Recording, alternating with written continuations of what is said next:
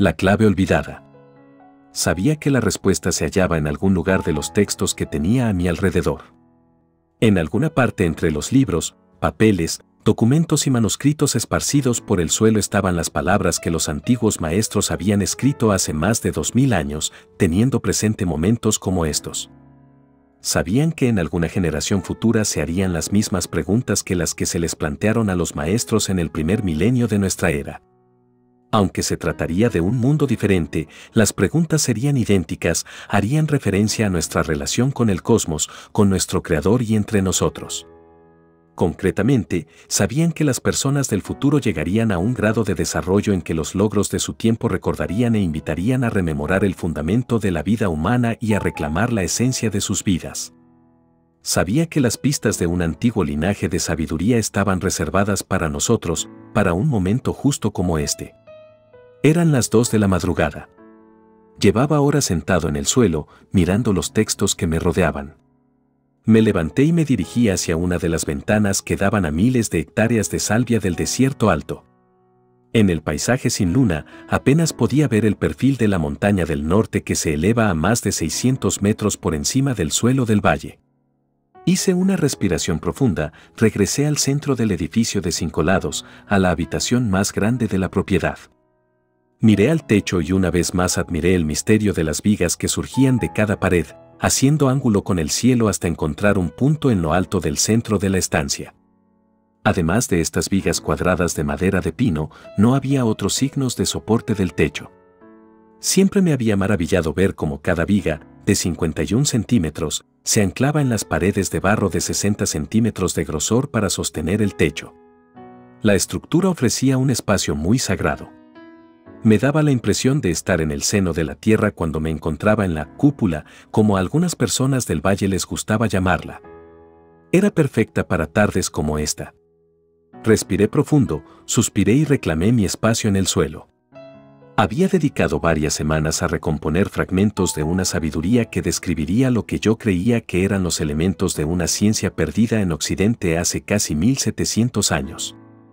Alcancé un documento que había visto cientos de veces antes y una vez más empecé a hojear sus páginas. De pronto mis ojos vieron una secuencia de palabras que había hojeado superficialmente hacía solo unos segundos. Algo en esa agrupación o patrón de palabras en particular llamó mi atención. Probablemente había visto las mismas palabras muchas veces. Sin embargo, esta vez me parecieron distintas y me puse a hojear el libro, buscando en el texto palabras que me resultaran familiares. Las encontré casi al final de una página. El texto que estaba revisando era una traducción al inglés del antiguo lenguaje de Oriente Próximo. Allí es donde vi la clave que buscaba, la palabra paz.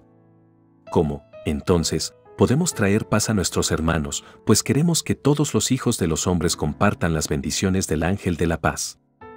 El texto que tenía en las manos evocaba la pregunta planteada hace 2000 años, una pregunta que con frecuencia suele oírse en los debates públicos actuales.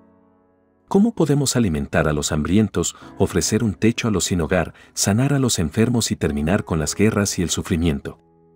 Aunque la ayuda de urgencia, las soluciones militares y los frágiles tratados de paz puedan hacer frente a la manifestación externa del sufrimiento en un plano físico, y aunque sea importante hacerlo, la clave para un cambio duradero se encuentra en modificar la forma de pensar que permite que este sufrimiento continúe. Quizá para responder a las mismas preguntas que hacen los buscadores de hoy en día, los visionarios y escribas del pasado nos legaron su ciencia sobre cómo atraer el poder de la oración para hacer frente a los retos de la sociedad. En las prácticas religiosas y espirituales de nuestro tiempo se nos ha pedido que hilvanemos los hilos de la oración que tejerá nuestras vidas. Sin embargo, rara vez se nos ha enseñado a hacerlo.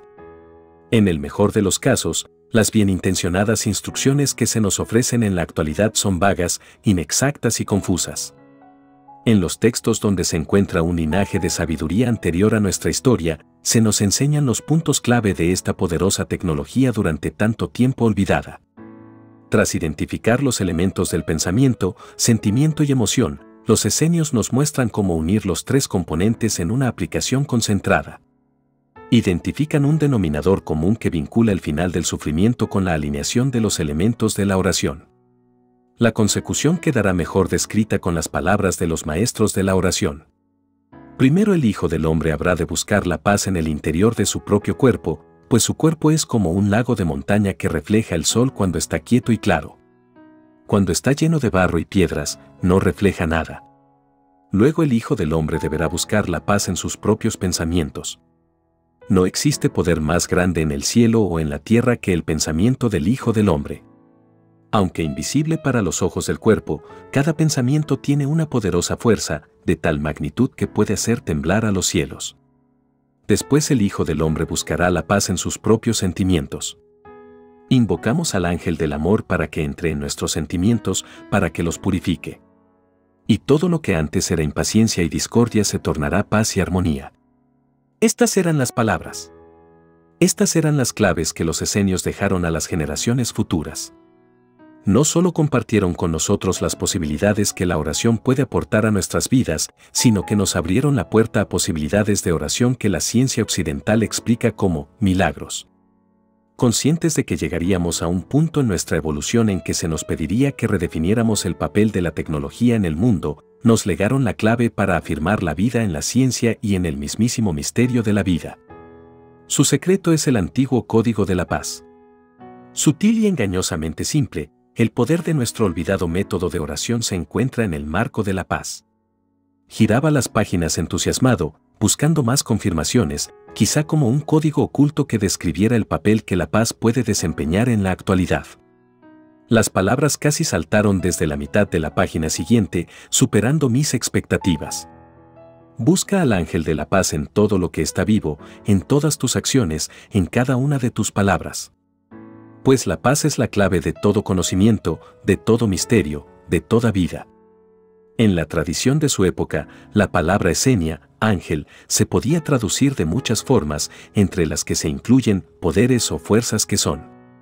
Si tenemos esto presente, las palabras poder o fuerza pueden sustituir a la palabra ángel, especialmente para aquellos que ven en esta palabra una connotación religiosa o la consideran un término cristiano. Está claro que la tecnología que nos ofrecieron mediante el regalo de la oración trasciende cualquier tendencia secular o religiosa. Los esenios parecen estar describiendo una tecnología que, en algunos casos, se remonta a 500 años antes de Cristo.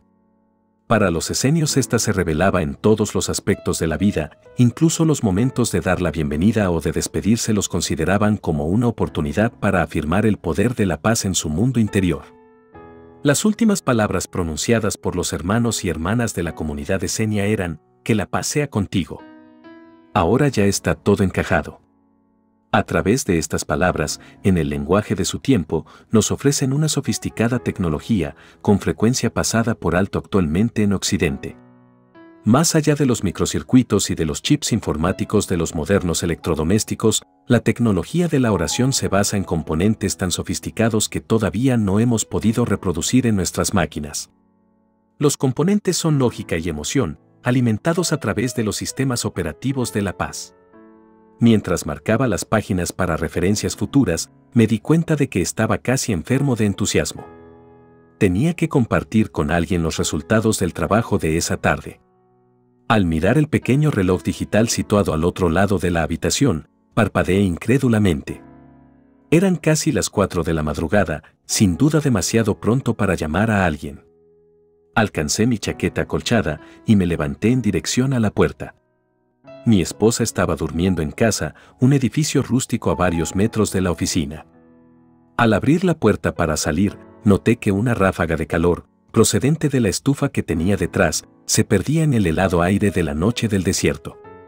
El termómetro que estaba al lado del edificio marcaba casi 29 grados centígrados bajo cero, temperatura típica para esta época del año. Con los primeros rayos del alto sol del desierto, las temperaturas matinales subirían rápidamente casi 40 grados en una hora o dos y crearían una agradable tarde de unos 7 grados. Al cerrar la puerta tras de mí, caminé por la grava suelta que formaba un camino entre los edificios. Me detuve un momento. Fue un maravilloso momento. A excepción de mi respiración, que formaba nubes de vapor delante de mí, no había ruido alguno. Reinaba un silencio absoluto. No había viento. Las pocas hojas que todavía no habían caído de los olivos rusos que tenía detrás estaban curvadas y eran marrones.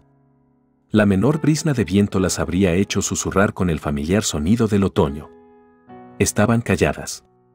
Miré al cielo despejado, justo a través de la frontera de la Vía Láctea. La había visto cientos de veces. Sin embargo, esa noche parecía distinta.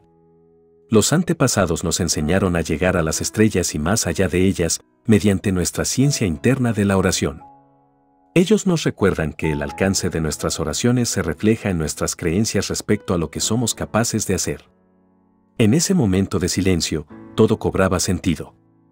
Me apresuré por el camino enlosado y atravesé el patio hasta entrar en la pequeña casa donde dormía mi esposa. Entusiasmado, me senté en el borde de la cama y empecé a compartir con ella mis descubrimientos. Abrió un ojo para indicarme que me estaba escuchando y yo hice una pausa. Me ofreció su cálida y comprensiva sonrisa. En voz baja me preguntó: ¿podemos dejarlo para mañana? Por supuesto, dije, un tanto avergonzado por mi entusiasmo. Bien, me dijo. Parece importante. Me gustaría estar despierta para escuchar lo que has descubierto. Aunque estaba sorprendido por la intensidad de mi euforia, no me sentí decepcionado por su respuesta. Quizá también fuera hora de dormir para mí. A fin de cuentas, estos textos habían conservado sus secretos durante 2000 años. Sabía que podían esperar unas cuantas horas más hasta que amaneciera.